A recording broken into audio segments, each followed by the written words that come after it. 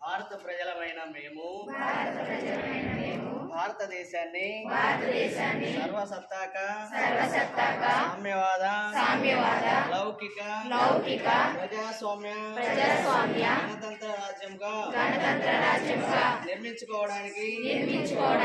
పౌరులందరికీ సాంఘిక ఆర్థిక రాజకీయ న్యాయాన్ని ఆలోచన భావ ప్రకటన విశ్వాసము ధర్మము ఆరాధనలో స్వేచ్ఛను అంతస్తులోను అవకాశంలోను సమానత్వమును చేకూర్చుటకు మరియు వారందరిలో వ్యక్తి గౌరవమును జాతి ఐక్యతను మరియు అఖండతను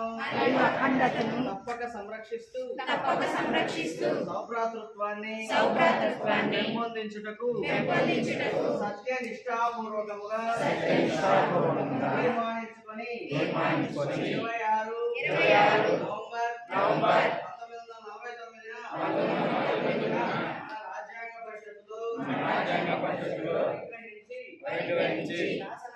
శాసనంగా రూపొందించుకున్న